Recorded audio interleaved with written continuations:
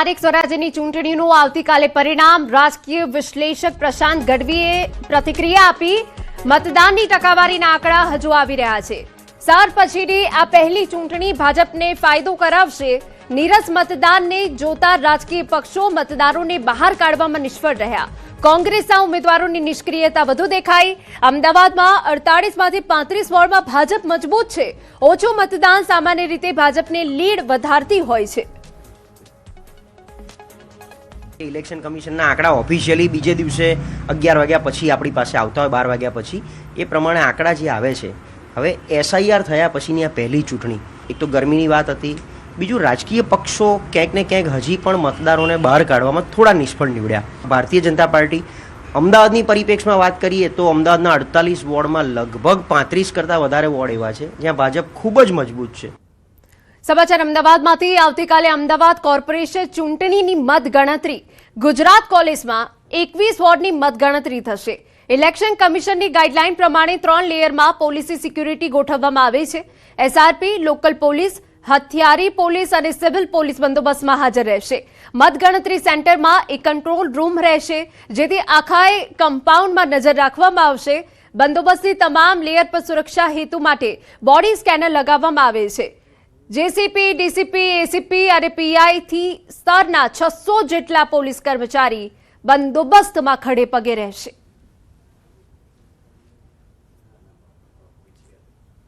ત્રણ લેયરમાં election કમિશનની guidelines પ્રમાણે સિક્યુરિટી ગોઠવાયેલી છે। એમાં એસઆરપી અને લોકલ પોલીસમાં હથિયારી પોલીસ અને સિવિલ પોલીસના બંદોબસ્ત ચાલુ છે અને કાલ સવારેથી અહીંયા મતગણતરી શરૂ થશે એના માટે પૂર્ણ તૈયારી છે। સમાચારમાં વાત હવે સુરતથી કરીએ। કારેલી ગામે યુવકની હત્યા। રવિવાર બજારમાં અજાણ્યા શખ્સોએ હત્યા કરી। રવિવારે બજારમાં ખૂની ખેલ ખેલાતા હડકંપ મચી ગયો। પોલીસે આરોપીની શોધખોળ શરૂ કરી હોવાની વિગત। તો કારેલી ગામે યુવકની હત્યા થઈ છે। રવિવારે બજારમાં ખૂની ખેલ ખેલાયો છે। અજાણ્યા શખ્સોએ હત્યા કરી છે। કયા કારણોસર હત્યા કરવામાં આવી છે તેની તમામ વિગતો હવે પાસા પોલીસ તપાસી રહી છે। આ તરફ સુરતના લિંબાયત વિસ્તારમાં બીજી હત્યા। છેડતી બાબતે કરવામાં આવી હત્યા। 5 લોકો દ્વારા 2 લોકો પર હુમલો કરાયો। એક વ્યક્તિનું મોત, બીજો હોસ્પિટલમાં ગંભીર હાલતમાં। લિંબાયત પોલીસે હુમલાખોર 5 આરોપીની ધરપકડ કરી। હત્યાને લઈ સ્થાનિકોમાં આક્રોશમાં આવી વાહનોમાં તોડફોડ પણ કરાઈ। અગાઉ વલસાડ પોલીસ મથકમાં છેડતી બાબતે ભારે હંગામો થયો હતો। હવે લિંબાયત વિસ્તારમાં છેડતી બાબતે હત્યા જેવી ગંભીર ઘટના બની।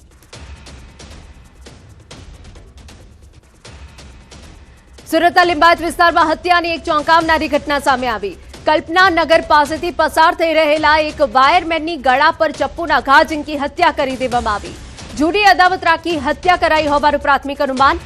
લિંબાયત પોલીસે આરોપીની શોધખોળ શરૂ કરી। તો પોલીસ દ્વારા હવે સમગ્ર આ કેસમાં તપાસ શરૂ કરવામાં આવી છે। ગળા પર ચપ્પુના ઘા ઝીંકીને વાયરમેનની હત્યા કરી દેવામાં આવી। જૂની અદાવત રાખી હત્યા કરાઈ હોવાનું હાલ તો અનુમાન છે। આરોપીની પોલીસે શોધખોળ શરૂ કરી।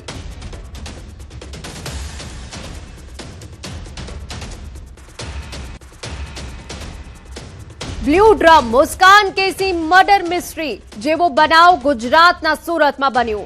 હચમચાવી નાખતા આ બનાવમાં ખુદ પતિએ પત્નીની ઘાતકી હત્યા કરી અને પાપ છુપાવવા રચ્યું મોટું ષડયંત્ર। પણ એક લેટરે આખા કેસ પરથી પડદો ઉચકી લીધો। સુરતના સલામતપુરા વિસ્તારમાં એક ચોંકાવનારી ઘટના સામે આવી, જ્યાં પતિ વિશાલ સાવલીએ પત્નીની હત્યા કરી લાશને સિમેન્ટથી ઢાંકી લાકડાની પેટીમાં છુપાવી દીધી। ઘરેલું ઝઘડાઓના કારણે થયેલી આ હત્યા બાદ આરોપી 5 દિવસ સુધી લાશ સાથે ઘરમાં રહ્યો અને પત્ની ગુમ થઈ હોવાનું નાટક કરતો રહ્યો। આખરે તેણે પોતાના પુત્રને ચિઠ્ઠી આપી ફરાર થઈ ગયો, જેમાં ગુનાની કબૂલાત હતી। ઘટનાની જાણ થતાં પોલીસ ઘટના સ્થળે પહોંચી મકાનનું તાળું તોડી તપાસ કરી। તપાસ દરમિયાન પોલીસે લાશ મળી આવી। લગ્નના 16 વર્ષ બાદ સતત ચાલતા કલહનો આ કરુણ અંત આવ્યો, જેમાં હવે બાળકો, માતા પિતા બંનેના સાથથી વંચિત બની ગયા છે। આ મામલે પોલીસે હત્યારા વિશાલને દબોચી વધુ કાર્યવાહી હાથ ધરી। પોલીસે આરોપીની સુરતના ગ્રામ્ય વિસ્તારથી અટકાયત કરી છે। 2 દિવસ પહેલાં એક વિશાળ રણછોડભાઈ સાલવી કરીને 40 વર્ષના વ્યક્તિ આવ્યા હતા અને એણે પુરાદરા પોલીસ સ્ટેશનમાં પોતાના વાઇફના મિસિંગ વિશેની ફરિયાદ દાખલ કરાવી છે. એ સંદર્ભે પોલીસે તપાસ કરતાં જ્યારે ખબર પડી કે એનું જૂનું ઘર માંદરવાજા પાસે છે, તો બંધ મકાનમાંથી એક લાકડાના બક્સામાં ડેડ બોડી મળે છે. જે FSL રિપોર્ટ અને પ્રાઇમરી જે ઇન્વેસ્ટિગેશન અમારું પોલીસનું રહ્યું છે એમાં ખ્યાલ આવે છે કે 4 થી 5 દિવસ પહેલાંની કદાચ ડેડ બોડી હોઈ શકે છે. ડેડ બોડી થોડી ફૂલેલી હાલતમાં મળી આવે છે. બોડી પર સ્કાર પણ છે અને જેણે પણ આ કૃત્ય કર્યું છે એણે રો સિમેન્ટ પણ આ બોડી પર નાખેલો છે. અમે બોડીને મર્ડર દાખલ કરી અને PM માટે મોકલી આપેલ છે. તો એક પત્ર જે બાળકને આપવામાં આવ્યો એ પત્રએ જ આખા ષડયંત્રની જે રીતે હત્યા કરવામાં આવી તેની પોલ ખોલી નાખી.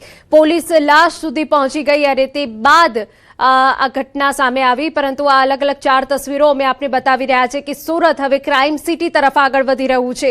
એક તરફ યુવકની હત્યા કરવામાં આવી, બીજી તરફ છેડતી બાબતે હત્યા કરાઈ, વાયરમેનની હત્યા કરાઈ અને તે બાદ પતિએ પત્નીની હત્યા કરી દીધી. અલગ અલગ જે વિસ્તારોમાં ઘટના બની છે એ સુરતમાં તે હચમચાવનારી છે. પરંતુ જે પતિએ પત્નીની હત્યા કરી હોવાની વિગતો સામે આવી છે એ સૌથી હચમચાવી દેનારો કિસ્સો બન્યો છે. તો કારેલી ગામે પણ આ પ્રકારની ઘટના બની છે. 2 ઘટના તો લિંબાયતમાં બની છે. 2 હત્યાની ઘટના લિંબાયત બની છે. ત્યારે પોલીસની કામગીરી સામે પણ અહીંયા સવાલ ઉભા કરે છે. પોલીસ પેટ્રોલિંગ સામે પણ અહીંયા સવાલો ઉભા કરે છે. અને બીજી એક ઘટના બની છે કે જ્યાં પતિએ જે ઘર કંકાસમાં આવીને પત્નીની હત્યા કરી નાખીને આખું એક ષડયંત્ર રચ્યું હતું. પરંતુ એક પત્રએ આખી પોલ ખોલી નાખી અને પોલીસ લાશ સુધી પહોંચી જાય છે અને આરોપીની ધરપકડ કરી લેવામાં આવી છે. પરંતુ આ 4 તસવીરો એ બાબતની સાબિતી આપે છે કે સુરત હવે ક્રાઇમ સિટી તરફ આગળ વધ્યું છે. દિવસે ને દિવસે સુરતમાં હત્યા જેવી ઘટના, મારામારી જેવી ઘટનાઓ નોંધપાત્ર રીતે વધી રહી છે, જે પોલીસની કામગીરી સામે સીધો પડકાર ફેંકે છે.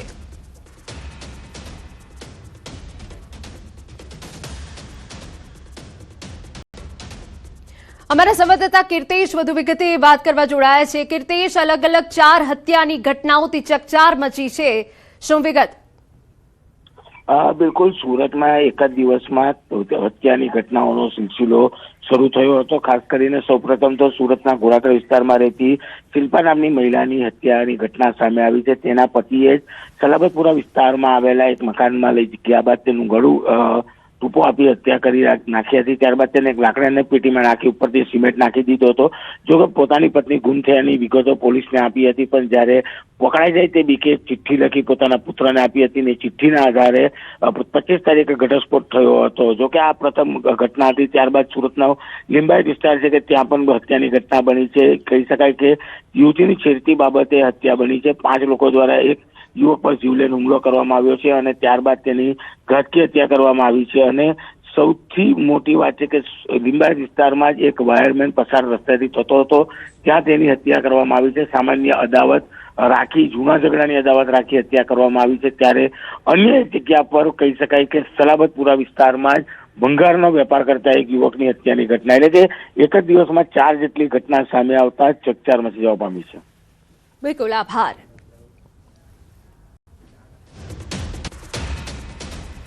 સમાચાર સાબરકાંઠામાંથી. ખેડબ્રહ્માના સંગ્રામપુરમાં 3ની હત્યાનો મામલો. ખેડબ્રહ્મા પોલીસ મથકે 2 અલગ અલગ ફરિયાદ નોંધાઈ. પતિએ પત્ની પર આડા સંબંધો વહેમ રાખી કુહાડીના ઘા ઝીંક્યા હતા. પત્ની ગંભીર રીતે ઘાયલ થતા સારવાર હેઠળ. 2 વર્ષના પુત્રની પણ કુહાડીના ઘા ઝીંકી હત્યા કરી નાખી. પત્ની અને પુત્ર પર કુહાડીના ઘા ઝીંકતા હત્યારાની માતા વચ્ચે પડતા તેની હત્યા કરી. માતાને પણ કુહાડીના ઘા ઝીંકતા મોત નીપજ્યું. આ જોઈ હત્યારાના ભાઈ અને કાકીએ હત્યારા શ્રવણ પર બોથડ પદાર્થ વડે હુમલો કર્યો. હત્યારાનું મોત નીપજતા પોલીસે ભાઈ અને કાકી વિરુદ્ધ હત્યાનો ગુનો દાખલ કર્યો.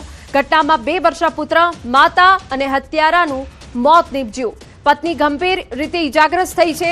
ખેડબ્રહ્મા પોલીસે ઘટના અંગે ગુનો નોંધી તપાસ હાથ ધરી છે. અમારા સંવાદદાતા ઈશાન વધુ વિગતે વાત કરવા જોડાયા છે. ઈશાન, આખો એ મામલો શું હતો, શું વિગત આપની પાસે? ચોક્કસ કે સાબરકાંઠા જિલ્લાના ખેડબ્રહ્મા ખાતે એક ખેડબ્રહ્મા સંગ્રામપુરા ગામ છે, ત્યાં એક ઘટના સર્જાઈ હતી, જેમાં વહેમ રાખીને જે પતિએ પત્ની ઉપર પહેલા તો પોતાના બાળક ઉપર હુમલો કર્યો, 1.5 વર્ષના બાળક ઉપર.